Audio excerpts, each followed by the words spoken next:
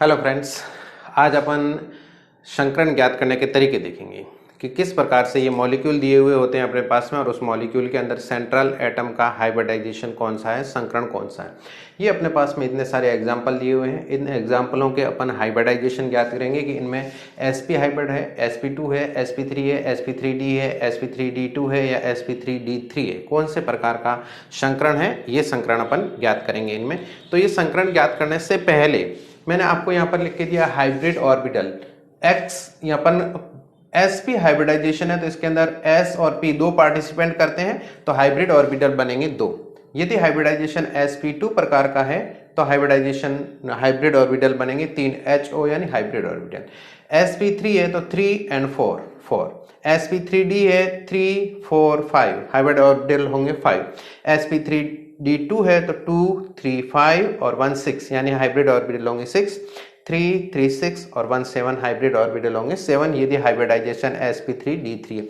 तो कुल मिला के बात यह है कि यदि अपने को हाइब्रिड ऑर्बिटल्स की संख्या ज्ञात हो जाए कि उसके अंदर हाइब्रिड ऑर्बिटल कितने हैं तो अपने को हाइब्रिडाइजेशन आसानी से ज्ञात हो सकता है। तो इसके लिए सबसे पहले आपको क्या नॉलेज होना जरूरी है, सबसे पहले आप ये एक बात सीखिए, पी ब्लॉक के जो एलिमेंट्स है, इन पी ब्लॉक के एलिमेंट्स के अंदर जैसे boron, carbon, nitrogen, oxygen, fluorine और नियॉन, तो इनकी जो फैमिली है boron family, carbon family, nitrogen family, oxygen family, fluorine या हेलोजन फैमिली और अक्रिय गैस, इनर्ट गैस फैमिली।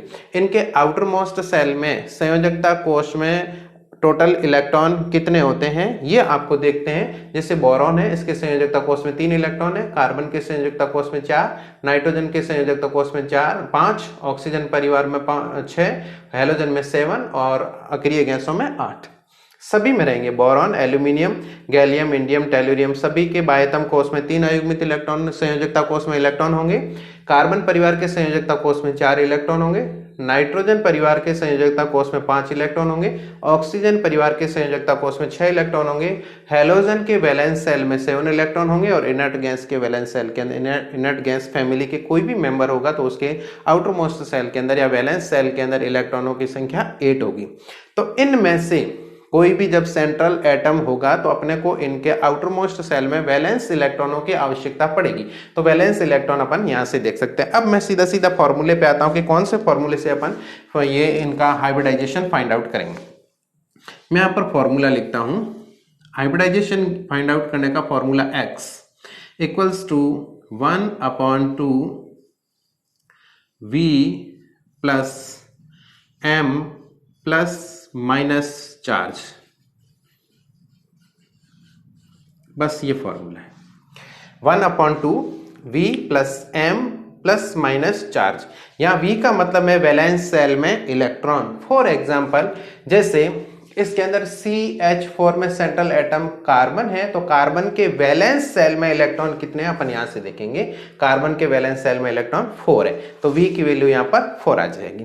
फिर M का मतलब है उसमें सराउंडिंग एटम जो मोनोडेंटेड हो, मोनोडेंटेड सराउंडिंग एटम्स कितने हैं। मोनोडेंटेड M की वैल्यू मैं यहां पर लिख लेता हूं। ये देखिए M का मतलब है क्लोरीन, फ्लोरीन, ब्रोमीन, आयोडीन या हाइड्रोजन। ये सारे मोनोडेंटेड है यानी कि एक संयोजी है। तो सेंट्रल एटम से एक संयोजी कितने जुड़े हुए हैं। यदि एक संयोजी जुड़ा हुआ है, इनमें से कोई भी जुड़ा हुआ है तो उसकी अपन वैल्यू लिखेंगे। कार्बन मेथेन के केस के अंदर कार्बन से जुड़े हुए 4 है तो M की वैल्यू आ जाएगी 4। प्लस माइनस चार्ज, किसी के ऊपर जैसे चार्ज दिया हुआ है जिसके ऊपर माइनस चार्ज है तो उसको यहाँ पर प्लस करके ऐड करके लिखेंगे। जैसे I3 माइनस है तो यहाँ पर लिखेंगे +1, इसके लिए लिखेंगे यहाँ पर +2, इसके लिए लिखेंगे यहाँ पर +1, इसके लिए लिखेंगे यहाँ पर +3, इसके लिए लिखेंगे +3, इसके लिए लिखेंगे -1, इसके लिए लिखेंगे -1। यानी कि चार्ज का उल्टा करके लिखना है। किसी भी आयन के ऊपर यदि नेगेटिव आयन है तो नेगेटिव चार्ज कितना है उसको यहाँ पर ऐड करेंगे और कोई पॉजिटिव आयन है तो उसके अंदर कितना पॉजिटिव है वो यहाँ से घटाएंगे। ये फॉर्मूला हो गया। तो अपन इस फॉर्मूले के बेस पे एग्जांपल लेते हैं। सबसे पहले अब एग्जांपल लेते हैं अपन CH4, मेथेन का मैंने एग्जांपल ले लिया। CH4 फॉर्मूला लगाइए 1/2 कार्बन की वैलेंस सेल में, V का मतलब है वैलेंस सेल में इलेक्ट्रॉन कितने, यहां से देखिए कार्बन के वैलेंस सेल में इलेक्ट्रॉन होते हैं 4, इस पूरी फैमिली के 4 है, तो यहाँ पर कार्बन के लिए मैंने लिख दिया 4 प्लस M का मतलब है इनमें से कोई मेथेन के साथ में जुड़े हुए हैं, तो इनमें से कोई ये हाइड्रोजन यहाँ पर जुड़ी हुई है, कितने हाइड्रोजन जुड़ी हुई है 4, तो यहाँ से 4 हाइड्रोजन लिख लीजिए। प्लस माइनस चार्ज, इसके ऊपर कोई भी प्रकार का चार्ज नहीं है, ये बात यही खत्म हो गई। तो यहाँ पर क्या हुआ 1/2 × 8 = 4, बस। अब अपने पास में x की वैल्यू 4 आ गई, ये x की वैल्यू 4, जब x की वैल्यू 4 है तो हाइब्रिडाइजेशन कौन सा हो गया, sp3 हाइब्रिडाइजेशन। वेरी इजीली आपने हाइब्रिडाइजेशन फाइंड आउट कर लिया। sp3 हाइब्रिडाइजेशन आ गया, तो sp3 हाइब्रिडाइजेशन से आपको क्या क्या इंफॉर्मेशन मिल सकती है, ये इंफॉर्मेशन मिलेगी कि ये मॉलिक्यूल कैसा होगा, ये मॉलिक्यूल टेट्रागोनल होगा, एक इंफॉर्मेशन। दूसरी इंफॉर्मेशन मिली कि इसका बॉन्ड एंगल 109 डिग्री 28 मिनट्स होगा, ठीक है, और सिग्मा बंद टोटल कितने होंगे, 4 सिग्मा बंद होंगे। ये सारी जानकारी आपको इस हाइब्रिडाइजेशन से यानी कि मेथेन के बारे में मिल गई, यानी कि मेथेन sp3 हाइब्रिड होता है, मेथेन टेट्राहाइड्रल होता है, मेथेन में बंद कोण 109 डिग्री 28 मिनट होता है, मेथेन के अंदर 4 सिग्मा बॉन्ड बनते हैं। ये इस मॉलिक्यूल का हुआ। दूसरा एग्जाम्पल लेते हैं, नेक्स्ट जो मॉलिक्यूल दिया हुआ है उस मॉलिक्यूल का। फॉर्मूला सेम का सेम में रखता हूं, मैं कोई चेंजेस नहीं करता हूं फॉर्मूले में, मॉलिक्यूल चेंज करते जाएंगे और अपन देखते जाएंगे। सेकेंड मॉलिक्यूल अपने पास में है NH3, वही फॉर्मूला लगाया 1/2 नाइट्रोजन, इसका सेंट्रल एटम नाइट्रोजन। नाइट्रोजन क्या V, यानी कि नाइट्रोजन के वैलेंस सेल में टोटल इलेक्ट्रॉनों की संख्या कितनी, नाइट्रोजन का ये रहा नाइट्रोजन परिवार ये, तो नाइट्रोजन में वैलेंस सेल में इलेक्ट्रॉनों की संख्या कितनी हो जाएगी 5, ये इनके वैलेंस सेल में इलेक्ट्रॉनों की संख्या दी हुई, तो नाइट्रोजन के लिए 5 प्लस M। इसमें से नाइट्रोजन के साथ में कोई जुड़ा हुआ है क्या, क्लोरीन, फ्लोरीन, ब्रोमीन, आयोडीन और हाइड्रोजन, बिल्कुल हाइड्रोजन जुड़े हुए हैं। हाइड्रोजन कितने जुड़े हुए हैं 3, तो यहाँ पर इसकी वैल्यू हो गई M की 3, इसके ऊपर प्लस माइनस कुछ भी नहीं है, तो ये आगे की बात खत्म हो गई। तो ये कितना हो गया 1/2 × 8 = 4। यहां से देखिए 4 होने पर हाइब्रिडाइजेशन कौन सा होता है sp3, तो अमोनिया के अंदर हाइब्रिडाइजेशन कौन सा हो गया sp3। अमोनिया की ज्योमेट्री कैसी हो गई, टेट्राहाइड्रल। अमोनिया में बॉन्ड एंगल 109 डिग्री 28 मिनट बिल्कुल नहीं होगा, क्योंकि यहाँ पर हाइब्रिड ऑर्बिटल आए 4, जबकि सिग्मा बंद कितने बन रहे हैं 3, तो एक नाइट्रोजन अमोनिया पर क्या रहता है लॉन पेयर, और इसी लॉन पेयर के कारण इसका बॉन्ड एंगल 109 डिग्री से घट करके 107 डिग्री हो जाता है, तो बॉन्ड एंगल घट जाएगा। ये क्या होता है, किस प्रकार से घटता है, कितना घटता है, ये अपन अलग से VSEPR थ्योरी का अलग से टॉपिक लेंगे, उसके अंदर देखेंगे। बट यहाँ से अपने को इसकी इंफॉर्मेशन मिलेगी, इसका हाइब्रिडाइजेशन sp3 है, इसकी ज्योमेट्री टेट्राहाइड्रल है, बट इसका शेप टेट्राहाइड्रल नहीं है, शेप इसका पिरामिड है। Because of presence of one lone pair electron, इसकी ज्योमेट्री और इसका शेप सेम नहीं होगा, ठीक है। लेकिन अपन अभी हाइब्रिडाइजेशन ज्ञात करते हैं, अपने पास में NH3 का हाइब्रिडाइजेशन आ चुका है sp3। अगला मॉलिक्यूल लेते हैं अपन CO2।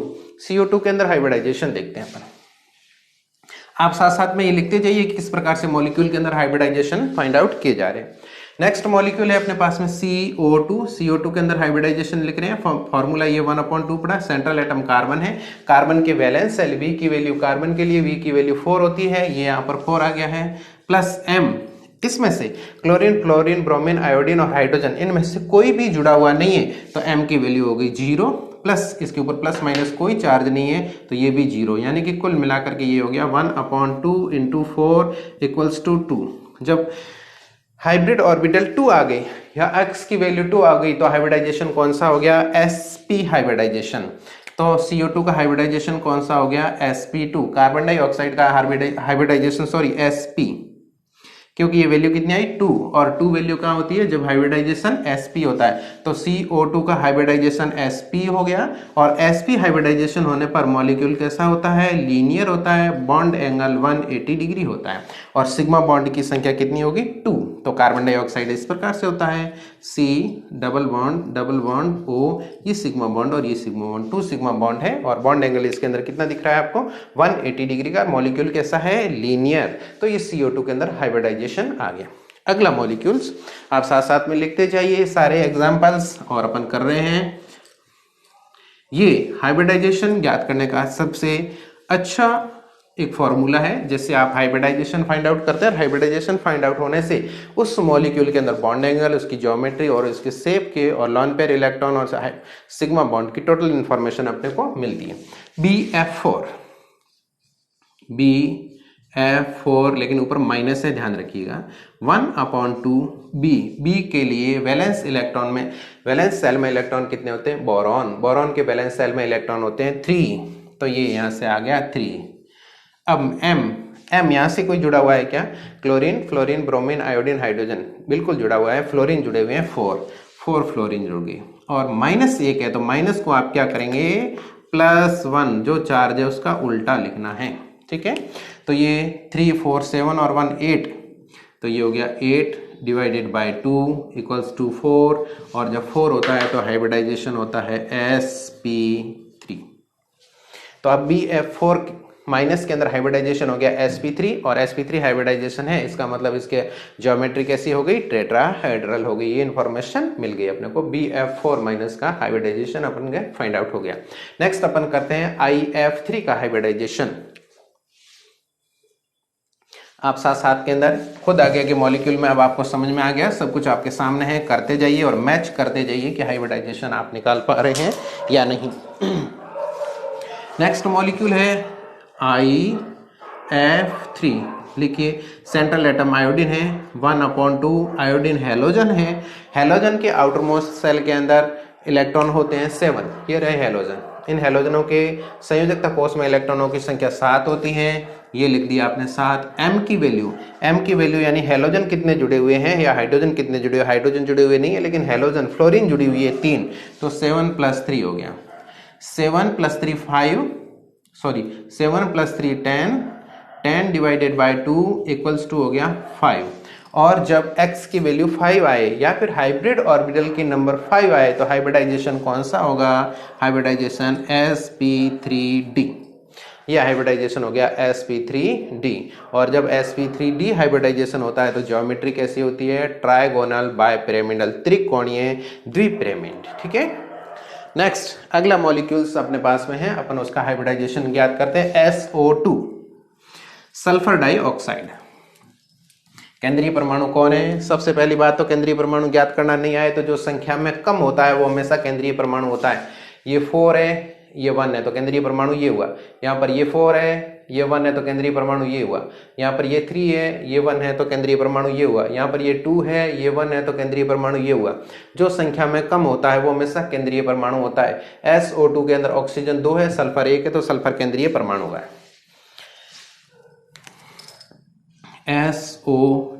SO2 के अंदर 1/2 सल्फर के V, सल्फर के लिए वैलेंस सेल में इलेक्ट्रॉनों की संख्या कितनी होती है? सल्फर किस फैमिली का है? सल्फर ऑक्सीजन फैमिली का है। ये देखिए ऑक्सीजन के नीचे आ रहा था, जो ऑक्सीजन के आउटर मोस्ट सेल में वो भी सल्फर के आउटर मोस्ट सेल में होंगे। तो सल्फर के आउटर मोस्ट सेल के अंदर वैलेंस इलेक्ट्रॉनों की संख्या 6 है, प्लस M का मतलब है हैलोजन या हाइड्रोजन का जुड़ा होना। तो S के साथ में ऑक्सीजन जुड़ी हुई है, कोई भी हैलोजन नहीं जुड़ा हुआ है और न ही हाइड्रोजन जुड़ी हुई, तो इसकी वैल्यू होगी 0। और चार्ज इसके ऊपर प्लस माइनस कोई भी चार्ज नहीं है तो 0। तो कुल मिला के बात ये हुई कि 6 डिवाइडेड बाय 2, 6 डिवाइडेड बाय 2 का मतलब वैल्यू आ गई 3, और जब वैल्यू 3 होती है तो हाइब्रिडाइजेशन होता है sp2। इसका मतलब है सल्फर डाइऑक्साइड के अंदर हाइब्रिडाइजेशन होगा sp2 हाइब्रिडाइजेशन, ठीक है। तो इसी प्रकार से नेक्स्ट अगला मॉलिक्यूल अपन लेते हैं I3-। I3- के अंदर हाइब्रिडाइजेशन अपन फाइंड आउट करते हैं। I3-, अब आपको यहाँ पर समस्या ये है कि I3- यहाँ पर आपको एक ही प्रकार का अणु दिख रहा है, जो आयन दिख रहा है, इसके अंदर आयोडीन ही है। तो सेंट्रल एटम, तो एक आयोडीन हो जाएगी सेंट्रल एटम और 2 आयोडीन रहेगी सराउंडिंग। यहाँ पर 3 आयोडीन है, 3 आयोडीनों में से एक आयोडीन सेंट्रल एटम होगा और 2 आयोडीन सराउंडिंग होगी। तो सेंट्रल एटम आपको आयोडीन को ही मानना है। 1/2 आयोडीन के लिए V की वैल्यू, हैलोजन के लिए V की वैल्यू हमेशा 7 होती है। ये रहे सारे हैलोजन, इनके लिए V की वैल्यू 7 होती है, ये रही 7। प्लस आयोडीन यहाँ पर 3 है, 2 आयोडीन आपने सराउंडिंग मान लिए, आयोडीन इनमें से हैलोजन यहाँ पर रहा, तो M की वैल्यू यहाँ पर कितनी आ गई? 2। और ऊपर -1 है तो इसको आपको क्या करना है? +1 उल्टा करके लिखना है। 7, 2 9 और 1 10, 10/2 का मतलब हो गया 5। ये x की वैल्यू आ गई 5 और x की वैल्यू जब 5 आ गई तो हाइब्रिडाइजेशन कौन सा हो गया, sp3d। तो I3 माइनस के अंदर हाइब्रिडाइजेशन कौन सा हो जाएगा, sp3d हाइब्रिडाइजेशन होगा। आयोडीन I3 माइनस के अंदर हाइब्रिडाइजेशन sp3d हाइब्रिडाइजेशन होगा। वापस इसको थोड़ा सा देख लीजिए, आयोडीन 3 है, एक आयोडीन को सेंट्रल एटम मानना है, 2 आयोडीन को सराउंडिंग एटम मानना है। एक आयोडीन सेंट्रल एटम है, उसके आउटर मोस्ट सेल के अंदर इलेक्ट्रॉन 7, फिर 2 सराउंडिंग एटम हेलोजन हो गए, उनको 2 लिखा, माइनस का 1 चार्ज है तो उसको उल्टा करके लिखा प्लस का 1, तो टोटल 7 2 9 1 10 10 डिवाइडेड बाय 2 5, और जब 5 होता है तो हाइब्रिडाइजेशन sp3d हाइब्रिडाइजेशन होगा। नेक्स्ट वाला मॉलिक्यूल अपने पास में है sulphur sulphate SO4 2 minus, SO4 2 minus sulphate 1/2 central atom sulphur, और सल्फर के वैलेंस V का मतलब, सल्फर के V का मतलब OS, ऑक्सीजन परिवार का है ये, और ऑक्सीजन फैमिली के आउटर मोस्ट सेल में इलेक्ट्रॉनों की संख्या 6 होगी, M। V की वैल्यू 6 होगी, M की वैल्यू, और M का मतलब है कि हेलोजन या हाइड्रोजन, तो ये ऑक्सीजन है तो M की वैल्यू हो गई 0, और चार्ज माइनस का 2 है तो इसको लिखेंगे प्लस का 2। अब ये कुल मिला के क्या हो गया, 6 और 2 8, 8 divided by 2, 8 divided by 2 equals to 4, और जब 4 है तो हाइब्रिडाइजेशन कौन सा हो जाएगा, sp3 हाइब्रिडाइजेशन। इसका मतलब है कि सल्फेट के अंदर सल्फर का हाइब्रिडाइजेशन sp3 हाइब्रिडाइजेशन होता है। नेक्स्ट अगला मॉलिक्यूल लेते हैं अपन ClO3 माइनस। आपको बहुत अच्छे से समझ में आ रहे होंगे, आई होप आप इसको आगे आगे करते जाइए, और इस फॉर्मूले के बेस्ट पे आपके पास में जितने भी मॉलिक्यूल हो उन सारे मॉलिक्यूल का हाइब्रिडाइजेशन आप इजी वे में निकाल सकते हैं।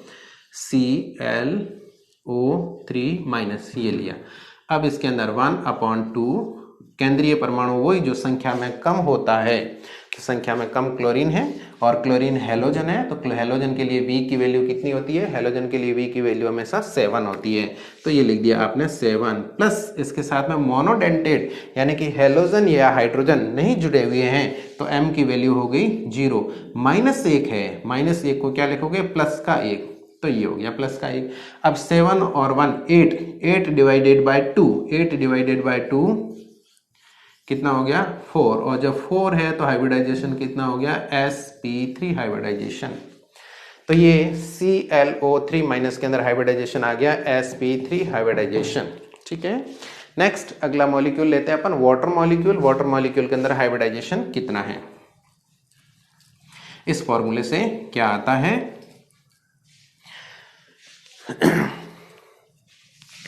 H2O वाटर मॉलिक्यूल 1/2, ठीक है। ऑक्सीजन सेंट्रल एटम है, ऑक्सीजन के आउटर मोस्ट सेल के अंदर वैलेंस इलेक्ट्रॉन होते हैं 6, ये ले लिए 6, M की वैल्यू 2 है और प्लस माइनस कुछ है नहीं, तो 8 डिवाइडेड बाय 2, 8 डिवाइडेड 2 का मतलब होता है 4, 4 का मतलब हाइब्रिडाइजेशन हो गया sp3। तो वाटर मॉलिक्यूल के अंदर ऑक्सीजन का हाइब्रिडाइजेशन sp3 हाइब्रिडाइजेशन होता है। वाटर मॉलिक्यूल की ज्योमेट्री टेट्रागोनल होती है, वाटर मॉलिक्यूल का शेप वी शेप या बेंड होता है, इसका बॉन्ड एंगल होगा 109 डिग्री 28 मिनट नहीं होगा, क्योंकि इसके ऊपर 2 लॉन पेयर इलेक्ट्रॉन रह गए। टोटल हाइब्रिड ऑर्बिटल कितने बने, 4, जबकि सिग्मा बंध कितने बन रहे हैं, सिग्मा बंध 2 बन रहे हैं, तो 2 कहाँ जाएंगे, 2 लॉन पेयर के रूप में रहेंगे, और इस लॉन पेयर के बीच में रिपल्सन होगा, इस लॉन पेयर इस बॉन्ड पेयर के बीच में भी रिपल्सन होगा, इस लॉन पेयर इस बॉन्ड पेयर के बीच में भी रिपल्सन होगा, जिससे बॉन्ड एंगल घट करके 104.5 हो जाएगा, 104 डिग्री 5 मिनट हो जाएगा। ये कुछ अपवाद है जो VS-CPR थ्योरी के अकॉर्डिंग समझे जाते हैं। अब वाटर मॉलिक्यूल के आगे XeOF2, इस मॉलिक्यूल का हाइब्रिडाइजेशन देखते हैं अपन। XeOF2 1/2 सेंट्रल एटम जिनॉन, ठीक है। जिनॉन के आउटर मोस्ट सेल में इलेक्ट्रॉन, जिनॉन के लिए V का वैल्यू, ये देखिए अक्रिय गैस है, अक्रिय गैसों के लिए V की वैल्यू हमेशा कितनी होती है, 8, ये हो गई 8। M की वैल्यू 2, चार्ज ऊपर कुछ भी है नहीं, 8 + 2 10/2, 10 डिवाइडेड बाय 2 5, जब 5 होता है तो हाइब्रिडाइजेशन होता है sp3d। जब हाइब्रिड ऑर्बिटल 5 होते हैं तो हाइब्रिडाइजेशन sp3d, तो XeOF2 के अंदर हाइब्रिडाइजेशन हो गया sp3d हाइब्रिडाइजेशन। नेक्स्ट अपन मॉलिक्यूल लेते हैं नाइट्रेट NO3- के अंदर हाइब्रिडाइजेशन।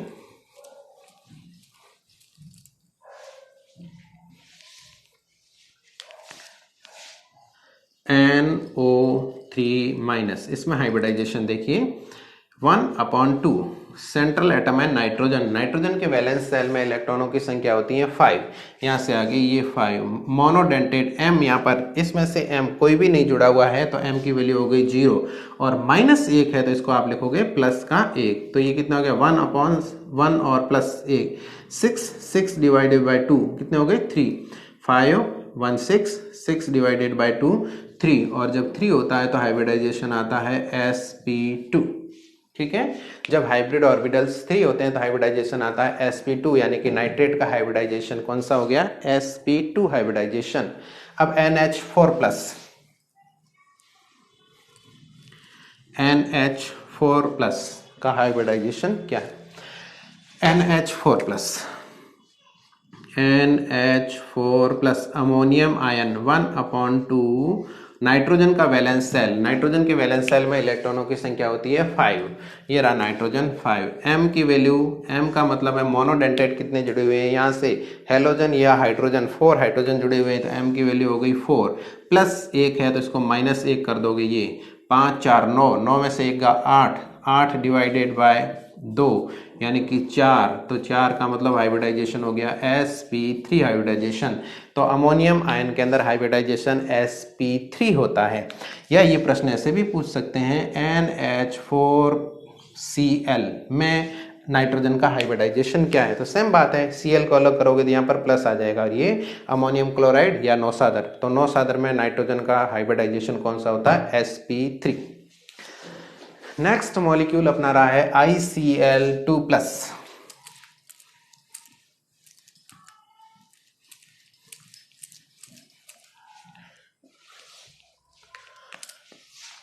ICl2+, इस मॉलिक्यूल के अंदर अपन हाइब्रिडाइजेशन फाइंड आउट करते हैं। तो इसके अंदर 1/2 सेंट्रल एटम, जैसे आयोडीन है, आयोडीन हेलोजन है, हेलोजन के बाह्यतम कोष के अंदर संयोजक कोष में इलेक्ट्रॉनों की संख्या 7 होती है, ये हो गया 7। M की वैल्यू यहाँ पर 2 है क्योंकि हेलोजन 2 जुड़े हुए हैं, 2, यहाँ पर +1 है, +1 को -1 कर दोगे तो ये कितना हो गया 7 2 9, 9 में से 1 चला गया 8, 8/2, 8/2 का मतलब 4, तो यहाँ पर आ गया 4, और 4 का मतलब हाइब्रिडाइजेशन कौन सा हो गया sp3 हाइब्रिडाइजेशन। ठीक है, अब अपन देखते हैं PO4 3- के अंदर।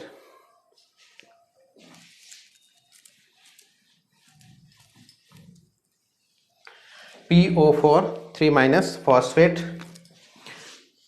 PO4 3- इसके अंदर 1/2 सेंट्रल एटम फॉस्फोरस। फॉस्फोरस के आउटर मोस्ट सेल में फास्फोरस के लिए V की वैल्यू, फॉस्फोरस आपके पास में ये रहा, इसके लिए V की वैल्यू 5, या नीचे से देख लें 5, तो फॉस्फोरस के लिए V की वैल्यू हो गई 5। ठीक है, इससे मोनोडेंटेट, मोनोडेंटेट का मतलब हेलोजन या हाइड्रोजन नहीं जुड़े हुए हैं तो M का मतलब हो गया 0, और यहाँ -3 है तो -3 को आप करोगे प्लस का 3। ठीक है, 5 और 3 हो गए 8, 8/2, 8/2 का मतलब कोई 4, 4 का मतलब हाइब्रिडाइजेशन हो गया sp3। तो फॉस्फेट के अंदर हाइब्रिडाइजेशन होता है sp3 हाइब्रिडाइजेशन। ठीक है, इसी प्रकार से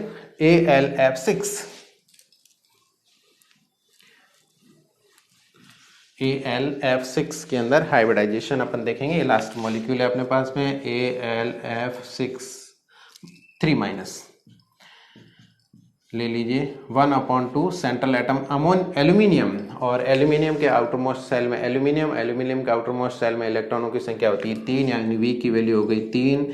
M का मतलब हेलोजन जुड़े हुए हैं, इससे 6 हेलोजन जुड़े हुए हैं, और -3 है, -3 को आप +3 कर दीजिए, ये हो गया, तो ये 3 6 9 और 3 12 हो गए, 12 divided by 2, 12 divided by 2, 12 divided by 2 6 हो गया, और जब 6 है तब हाइब्रिडाइजेशन कौन सा हो जाता है sp3d2।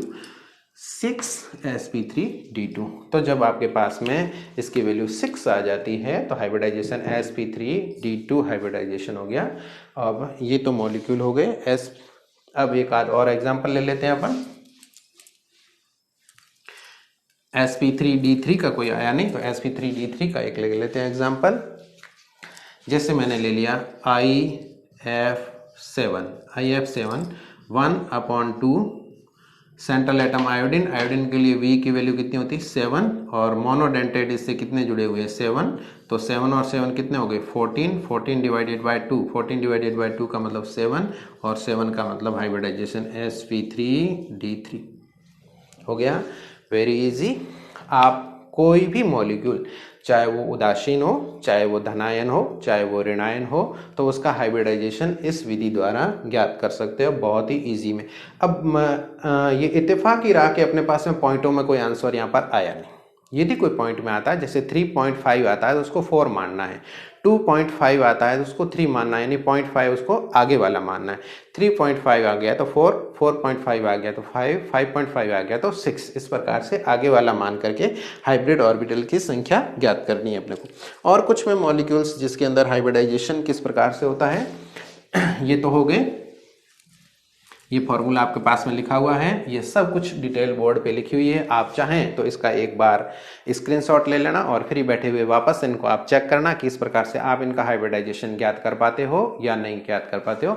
इनके लिए आपको ये जो पी ब्लॉक के एलिमेंट्स है, ये पी ब्लॉक के एलिमेंट्स बिल्कुल याद होने चाहिए कि इनके आउटर मोस्ट सेल में कितने इलेक्ट्रॉन होते हैं।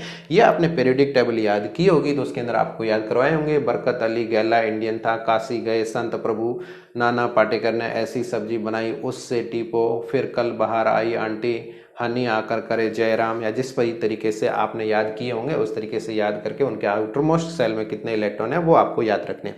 अब मैं कुछ जनरल मॉलिक्यूल आपको बताता हूं कि जिनके अंदर हाइब्रिडाइजेशन क्या होता है या किस प्रकार से ज्ञात किया जाता है। इसको मैं बंद कर लेता हूं। अब मैं कुछ आपको जनरल मॉलिक्यूल बताता हूं, उनके अंदर हाइब्रिडाइजेशन किस प्रकार से फाइंड आउट किया जाता है। जैसे मैं एक मॉलिक्यूल लेता हूं CH3, C triple bond C double bond CH2 C 1 2 3 4 C double bond C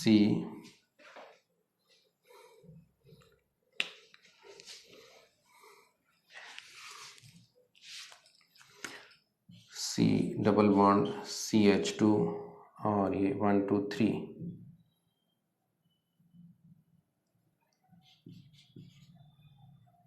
okay, ये मॉलिक्यूल अपन ने लिया है। इस मॉलिक्यूल के अंदर हाइब्रिडाइजेशन अपन फाइंड आउट करेंगे कि कौन सा हाइब्रिडाइजेशन इसके अंदर है।